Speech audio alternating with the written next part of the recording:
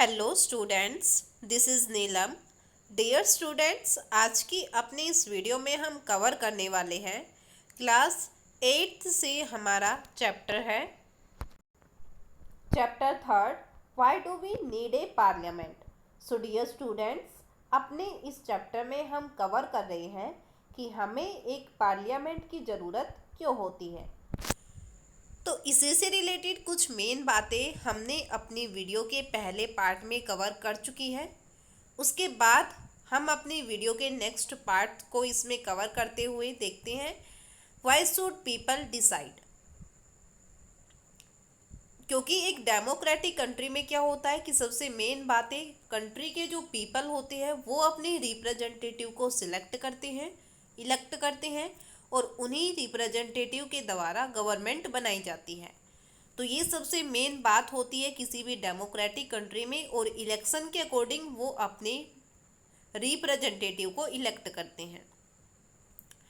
तो उसी के बारे में हमने देखा था कि पार्लियामेंट में जो पर्सन होते हैं, लोकसभा में सभी पर्सन लोगों द्वारा इलेक्ट किए जाते हैं इलेक्शन के अकॉर्डिंग, लेकिन राज्यसभा के जो पर्सन होते हैं उनको इलेक्ट तो किया जाता है, लेकिन डायरेक्ट जो कंट्री के लोग होते हैं वो उनको इलेक्ट नहीं करते हैं।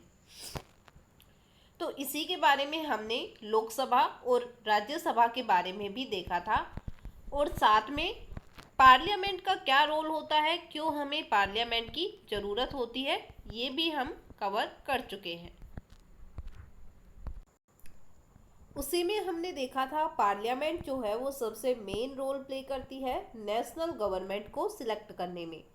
हमारे कंट्री में कौन गवर्नमेंट बनाएगा, कौन गवर्नमेंट को चलाएगा, तो ये सब किससे डिसाइड होता है?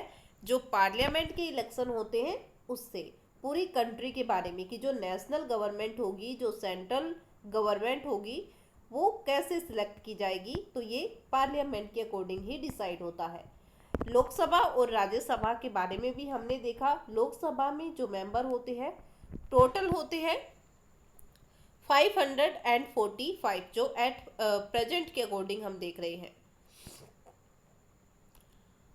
इनमें से दो मेंबर को, जो एंग्लो इंडियन होते हैं लोकसभा के मेंबर, उनको प्रेसिडेंट अपॉइंट करता है, और बाकी के जो 545 इलेक्टेड पर्सन होते हैं वो अलग अलग स्टेट और अलग अलग यूनियन टेरिटरी से इलेक्ट किए जाते हैं। उसी के साथ हमने मेजोरिटी पार्टी और कोएलिशंस के बारे में भी देखा था कि जब सबसे ज़्यादा वोट अगर किसी पार्टी को मिल जाते हैं तो वो मेजोरिटी पार्टी होती है और वही गवर्नमेंट भी बनाती है। अगर किसी पार्टी को इक्वल वोट मिलते हैं या उनको मेजोरिटी वोट नहीं मिले हैं तो उस टाइम कोएलिशन गवर्नमेंट बनती है। जो रूलिंग पार्टी होगी उसके अगेंस्ट जो पार्टी होगी वो ओपोजिशन पार्टी होगी। इसी के साथ हमारे पास हमारा मेन पार्ट यहाँ से स्टार्ट होता है। प्राइम मिनिस्टर के बारे में हमने पढ़ना है। The prime minister of India is the leader of the ruling party इन लोकसभा। लोकसभा की रूलिंग पार्टी का लीडर, ओके। लोकसभा में क्योंकि एक रूलिंग पार्टी होगी जो लोकसभा बनाएगी उस टाइम, उसी लोकसभा की रूलिंग पार्टी का एक लीडर होगा जो प्राइम मिनिस्टर ऑफ इंडिया होगा। जैसे अभी हम लेते हैं अपनी प्रेजेंट की लोकसभा में, तो अभी प्रेजेंट में लोकसभा में रूलिंग पार्टी है बीजेपी, भारतीय जनता पार्टी। उसके जो लीडर है, जो हमारे पीएम हैं प्रधानमंत्री नरेंद्र मोदी जी, तो वो उसके लीडर है, और लीडर की वजह से वो क्या है, प्राइम मिनिस्टर ऑफ इंडिया है। तो लोकसभा की रूलिंग पार्टी और उस रूलिंग पार्टी के जो लीडर होंगे वो कौन होंगे, प्राइम मिनिस्टर ऑफ इंडिया होंगे। From the MPs who belong to her party, the prime minister select minister to work with her to implement decision। जो प्राइम मिनिस्टर होगा वो एमपीज, ठीक है, जो उसकी पार्टी के एमपी होंगे उन्हीं में से मिनिस्टर को भी सिलेक्ट करेगा जो उसके साथ मिलकर काम करेंगे। These ministers then take charge of different area of government functioning like health, education and finance। जो ये मिनिस्टर होते हैं इनको अलग अलग काम दिया जाता है, अलग अलग चार्ज दिया जाता है, अलग अलग डिपार्टमेंट दिए जाते हैं। जैसे किसी को हेल्थ मिनिस्टर बना दिया, किसी को एजुकेशन मिनिस्टर बना दिया और किसी को फाइनेंस मिनिस्टर बना दिया। तो ऐसे करके प्राइम मिनिस्टर अपने साथ काम करने के लिए अपने एमपीज में से अलग अलग मिनिस्टर को सिलेक्ट करता है। Oftentimes in the recent past, it has been difficult for a single political party to get the majority that is required to form the government. They then join together with different political parties who are interested in similar concern to form what is known as a coalition government. जब कोई majority में political party जिसको majority नहीं मिल पाती तो दो political party या दो से ज़्यादा पॉलिटिकल पार्टी आपस में मिलकर एक कोलिशन गवर्नमेंट भी बना सकती है, गवर्नमेंट भी बना सकती है। यहाँ पर हमें देखो दो बिल्डिंग्स दी गई है, तो इन बिल्डिंग्स के बारे में हम देखते हैं। These two buildings of the central secretarial, the south block and north block were built during in 1930s। ये दोनों बिल्डिंग कब बनी थी? 1930s में बनी थी, सेंट्रल सेक्रेटरीज की है। The photo on the left is of the south block which house the prime minister office, PMO. Left में जो बिल्डिंग हमें शो हो रही है ये है पीएमओ, प्राइम मिनिस्टर ऑफिस, जो साउथ ब्लॉक में है। The ministry of defence and the ministry of external affair, PMO के साथ वहाँ पर मिनिस्ट्री ऑफ डिफेंस और मिनिस्ट्री ऑफ एक्सटर्नल अफेयर भी है। The north block is the photo on the right and this was the ministry of finance and ministry of home affair. The other ministries of the union government are located in various buildings in New Delhi. तो यहाँ पर दे रखा है north block की तरफ आपको जो right photo में दिख रही है वो मिनिस्ट्री ऑफ फाइनेंस और मिनिस्ट्री ऑफ होम अफेयर है। ऐसे ही जितने भी मिनिस्टर्स होते हैं यूनियन गवर्नमेंट के, वो सभी न्यू दिल्ली में कहीं ना कहीं उनकी अलग अलग जगह पर नई नई बिल्डिंग्स बनी हुई है और वो सभी अपनी बिल्डिंग्स में रहकर ही अपने काम जो उनको चार्ज दिया गया है उसको कंप्लीट करते हैं। उसके बाद हमारे पास यहाँ पर राज्यसभा के बारे में दे रखा है। लोकसभा के बारे में हम अपनी पहली वीडियो में देख चुके हैं। अभी हमारे पास आता है राज्यसभा के बारे में। The Rajya Sabha function primarily as the representative of the state of India in the parliament। जो राज्यसभा होती है वो representative of the state of India in parliament, जो स्टेट होते हैं इंडिया के उनको रिप्रेजेंट करती है। The Rajya Sabha can also initiate legislation and a bill is required to pass through the Rajya Sabha in order to become a law। अगर कोई law बनाना है, कोई कानून बनाना है तो वो बिल पास कराने के लिए राज्यसभा की अप्रूवल भी जरूरी होती है।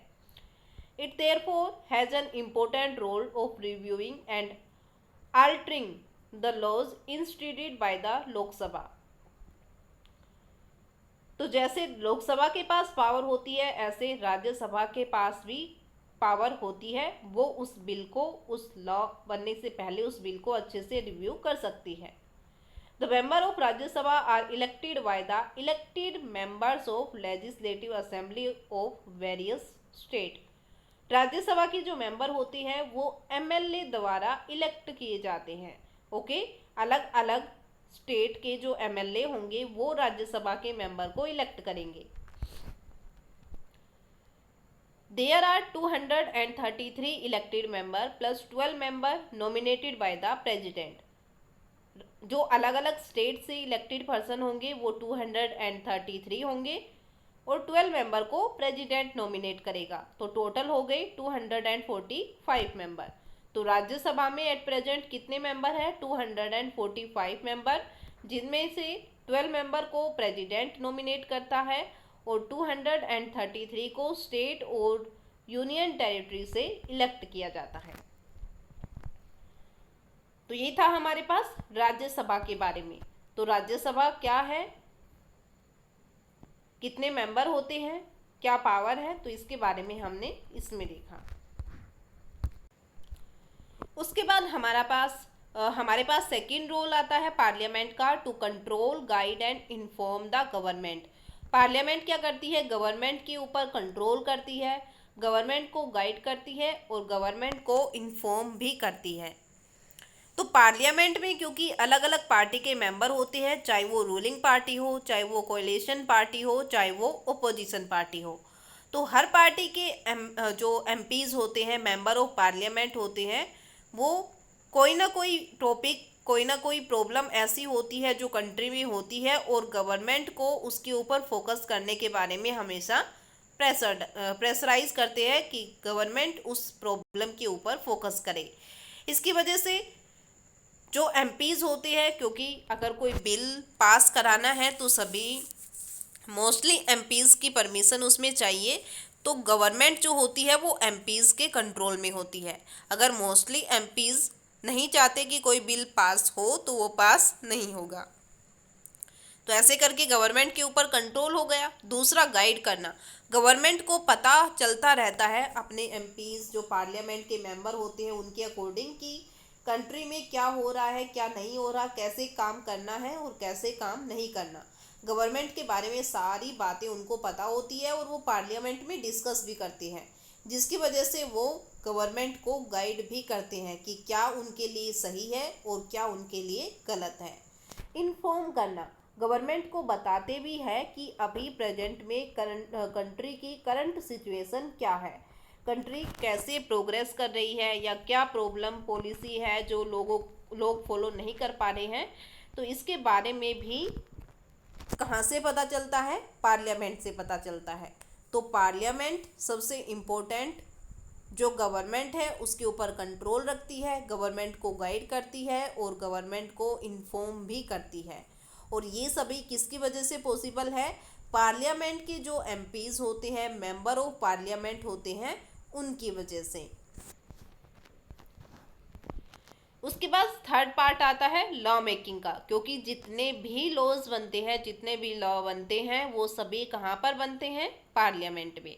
ओके, इसके बारे में हम अपने नेक्स्ट चैप्टर में देखेंगे कि लॉ मेकिंग से रिलेटेड पार्लियामेंट कैसे अपना रोल प्ले करता है। इसी में हमारे पास एक मेन टॉपिक और आता है, वो are the people in parliament. Parliament में जो पीपल होते हैं, पार्लियामेंट में वो कौन होते हैं, किन किन को हम पार्लियामेंट में इंक्लूड कर सकते हैं। एमपीज जो होते हैं उनका क्राइटेरिया क्या होता है, कितने लोगों को पार्लियामेंट में इंक्लूड किया जाएगा और वो किस किस रीजनल पार्टी या किस किस ग्रुप से रिलेटेड होंगे।